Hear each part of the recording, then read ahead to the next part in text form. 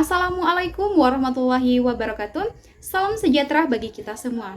Yang saya hormati Bapak Muhammad Sarlin, SPD MPD, selaku dosen pengampuh mata kuliah metodologi penelitian. Saya Husnul Khotimawati Ali, kelas 5A dengan NIM 151422025.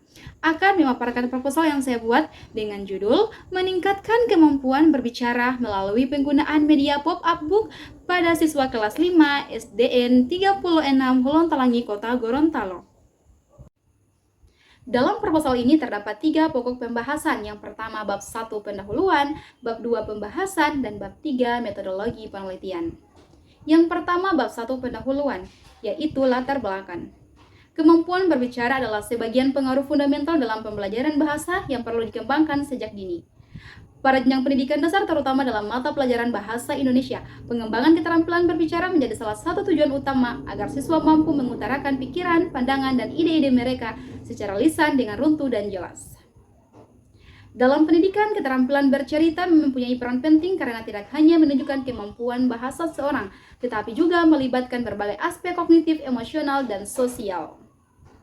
Berbicara menurut Harlock dalam Ramadhani dan Simatupang 2014 adalah bentuk bahasa yang dipakai untuk mengungkapkan suatu hal karena berbicara adalah bahasa lisan yang digunakan untuk menyampaikan gagasan karena berbicara adalah bentuk komunikasi yang paling efektif, memiliki cakupan penggunaan yang luas dan dianggap sangat penting. Berdasarkan hasil pengamatan, guru lebih banyak menjelaskan materi dengan ceramah tanpa menggunakan media pembelajaran yang membuat siswa kurang berinteraksi dan termotivasi untuk belajar secara aktif. Berdasarkan pengamatan, dapat peneliti rangkap sebuah isu bahwa salah satunya yaitu kurangnya variasi media pembelajaran oleh guru dalam menyampaikan materi sehingga suasana begitu menonton dan membosankan. Maka dari itu, peneliti mengajukan solusi penerapan penggunaan media pembelajaran. Selanjutnya, identifikasi masalah yang didapatkan di SDN 36 Holontalangi, Kota Gorontalo, yaitu yang pertama, kurangnya pelatihan terhadap siswa untuk mengembangkan kemampuan berbahasa. Yang kedua, belum diterapkan media atau alat peraga dalam kegiatan pembelajaran yang dapat memotivasi siswa untuk berbicara. Yang ketiga, minimnya interaksi dan partisipasi siswa dalam proses pembelajaran. Dari identifikasi masalah ini, tersusunlah sebuah latar belakang. Selanjutnya, rumusan masalah. Rumusan masalah dari penelitian ini adalah apakah dengan menggunakan media visual pop-up book dapat meningkatkan kemampuan berbicara pada siswa kelas 5 SDN 36 Holontalangi.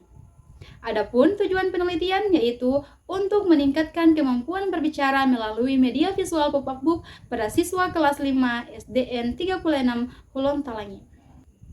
Manfaat penelitian. Yang pertama, manfaat teoritis. Hasil penelitian ini diharapkan dapat menambah wawasan dalam pengembangan media pembelajaran inovatif yang mendukung kemampuan berbahasa, khususnya berbicara. Yang kedua, manfaat praktis. Manfaat bagi siswa dapat meningkatkan kemampuan siswa dalam berbicara dengan menggunakan media visual pop-up book pada proses pembelajaran bahasa Indonesia. Manfaat bagi sekolah dapat menyediakan alternatif media pembelajaran bahasa Indonesia yang diterapkan di SDN 36 Holontalangi sehingga dapat meningkatkan kualitas pendidikan. Manfaat bagi guru dapat memotivasi guru untuk lebih mahir dan terampil dalam merancang atau menggunakan media pembelajaran berbasis visual seperti media buku pop-up book. Selanjutnya, bab 2 pembahasan. Kemampuan berbicara. Pengertian kemampuan berbicara adalah keterampilan dasar yang sangat krusial untuk berkomunikasi dengan baik. Berbicara tidak hanya melibatkan pengucapan kata-kata, melainkan kemampuan untuk menyampaikan pemikiran, ide, gagasan, dan perasaan dengan jelas kepada orang lain.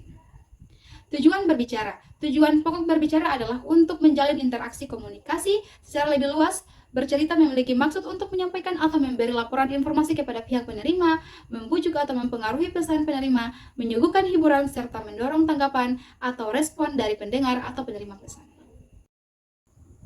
Selanjutnya, faktor-faktor keefektifan berbicara.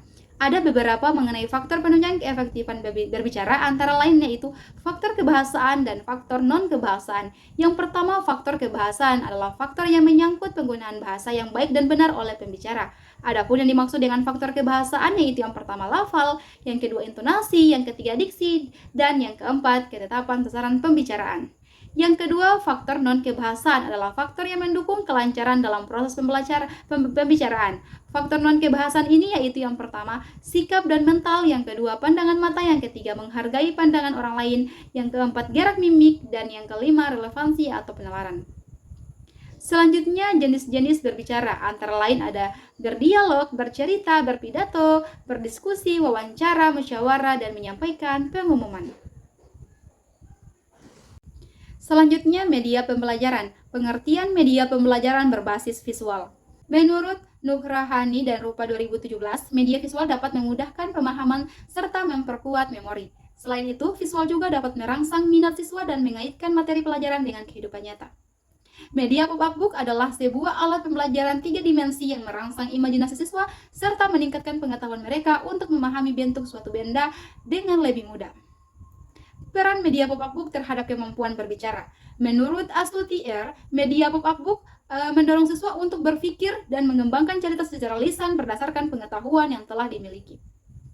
Adapun jenis-jenis media pop-up book ialah yang pertama, transformation, terdiri dari potongan-potongan pop-up yang dirancang dengan susunan vertikal. Yang kedua, Volvelles, yaitu mengaplikasikan elemen berbentuk lingkaran dalam proses pembuatannya. Yang ketiga, peep show, yang dibuat dari lapisan kertas yang ditumpuk untuk menciptakan efek ilusi dan keadaan perspektif. Yang keempat, pull tabs, mekanisme berupa tab kertas atau gambar yang dapat dipotong untuk menghasilkan pergerakan visual yang baru. Yang kelima, carousel, menggunakan elemen seperti tali pita atau kancing untuk menciptakan bentuk kompleks yang dapat dibuka dan dilipat kembali.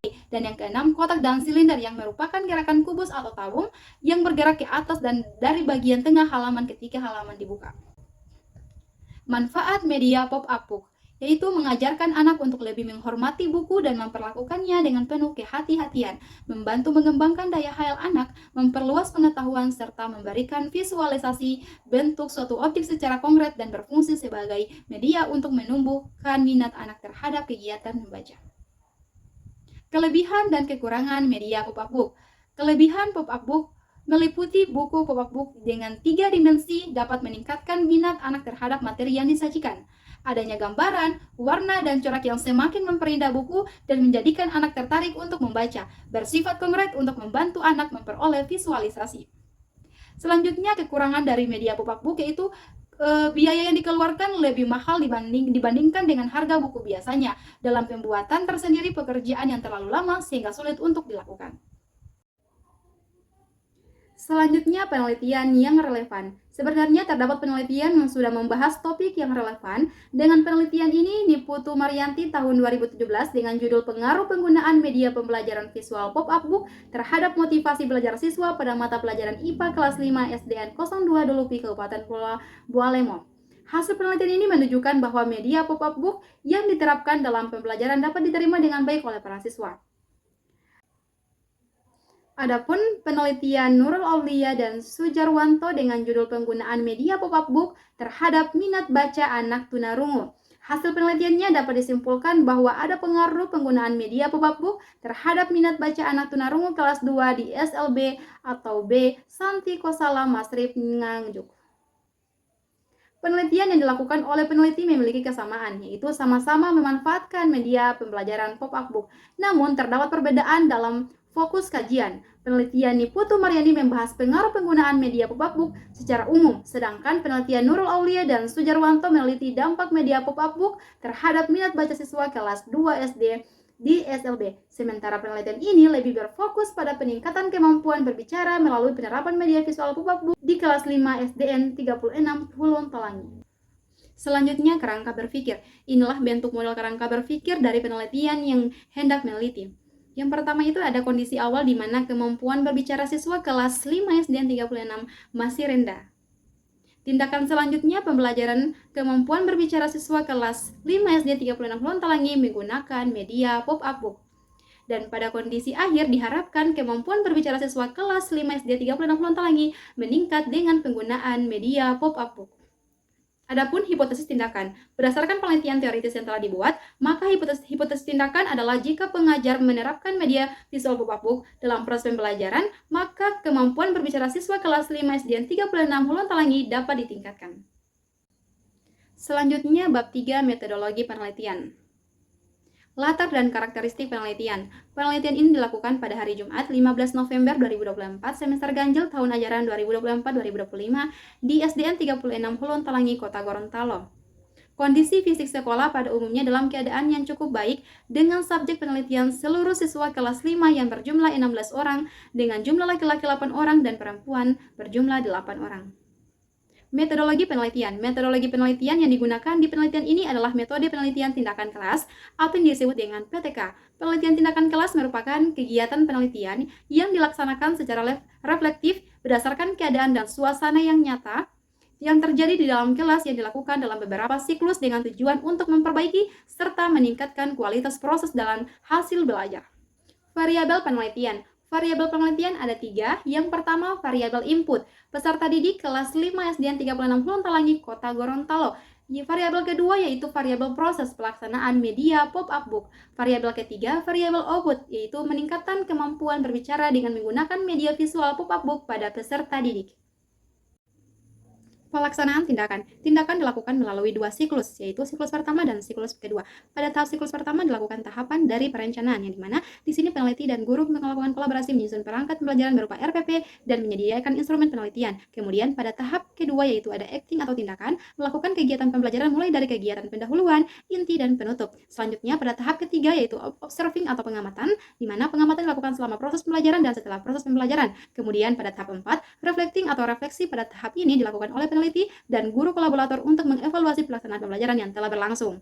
Jika tidak memenuhi indikator yang telah ditetapkan, maka refleksi ini dapat dijadikan pedoman untuk melaksanakan tindakan pada siklus kedua.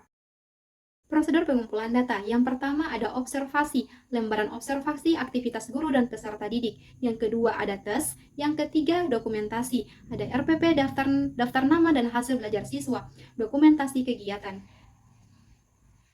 Teknik analisis data. Analisis data dilakukan dengan teknik kualitatif dan kuantitatif. Data hasil belajar dari peserta didik dianalisis secara kuantitatif, sedangkan hasil observasi aktivitas guru dan peserta didik dianalisis secara kualitatif.